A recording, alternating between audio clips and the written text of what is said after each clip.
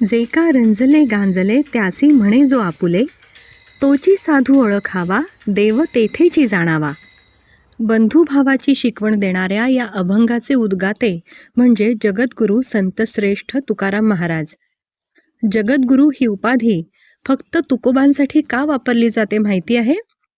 त्याचं कारण असं, तुकोबांचे विचार केवळ एका विशिष्ट जाती, धर्म किंवा काळापुरते मर्यादित नव्हते.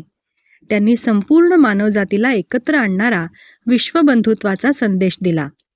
हे विश्वची माझे घर हा विचार त्यांनी आपल्या वर्तनातून दाखवला, म्हणून ते संपूर्ण जगाचे गुरु मानले जातात.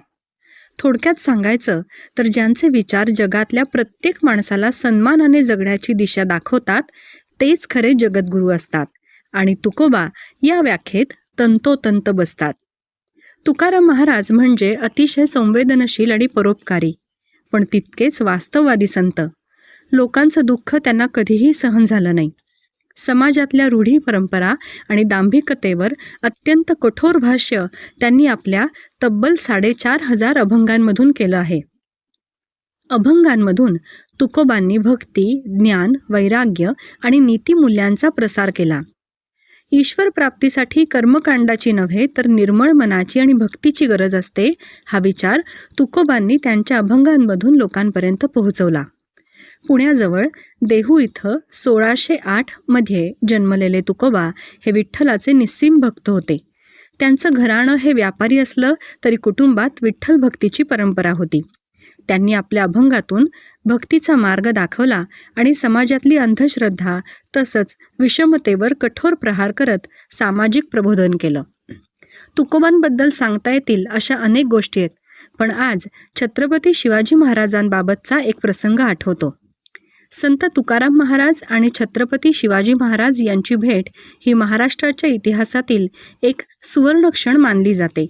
या भेटीला भक्ती आणि शक्तीचा अभूतपूर्व संगम असं म्हटलं जातं, कारण एका बाजूला आध्यात्मिक शक्तीचे महामेरू संत तुकाराम होते, तर दुसऱ्या बाजूला स्वराज्य स्थापनेची राष्ट्रशक्ती शिवराय होती. छत्रपती शिवाजी महाराज हे संतांचा आणि विद्वानांचा मनापासून आदर करायचे. तुकाराम महाराजांच्या कीर्तनाची आणि अभंगाची कीर्ती ऐकून शिवराय अत्यंत प्रभावित झाले होते.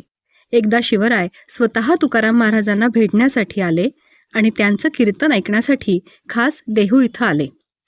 भेटण्यापूर्वी शिवरायांनी त्यांच्यासाठी मौल्यवान हिरे, सोन्याची नाणी आणि भरजरी वस्त्र नजराणा म्हणून पाठवला. तुकोबांनी तो नम्रपणे नाकारला. शिवरायांना परत पाठवला. सोनं आणि माती आम्हा दोन्ही सम असं सांगत त्यांनी राजांना सुचवलं की हा पैसा माझ्यासाठी नाही तर स्वराज्याच्या कामासाठी आणि प्रजेच्या कल्याणासाठी वापरा. तुकोबांचा हा निस्पृहपणा पाहून शिवरायांचा त्यांच्याबद्दलचा आदर शतगुणित झाला. त्यानंतर शिवराय प्रत्यक्ष एकदा तुकोबांच्या कीर्तनात बसले. तेव्हाचा तो क्षण म्हणजेच शक्ती आणि भक्ती एकत्र येण्याचा क्षण होता. या भक्ती शक्तीच्या भेटीचं भव्य शिल्पसमूह पुणे जिल्ह्यात पिंपरी चिंचवड शहरात निगडी प्राधिकरण इथे साकारण्यात आलं आहे. ते आवर्जून बघण्यासारखं आहे. तुकोबांनी जनमानसाला समजतील अशा सोप्या भाषेतून भक्तिमार्ग, माणुसकी, वैराग्य, नीतिमूल्य शिकवली. ती त्यांच्या तब्बल 4,500 अभंगांमधून. अभंगांच्या या रचनांचा संग्रह तुकारामांची गाथा म्हणून ओळखली जाते. वारकरी संप्रदायातील मान्यतेनुसार फाल्गुन वद्य द्वितीया या तिथीला तुकोबा सदेह वैकुंठाला गेले. हाच दिवस तुकाराम बीज म्हणून ओळखला जातो. देहू गावी बीज सोहळा मोठ्या प्रमाणावर साजरा होतो.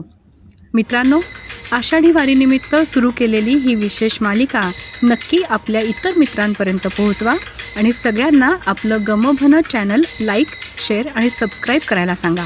पुन्हा भेटू पुढच्या व्हिडिओमध्ये. धन्यवाद.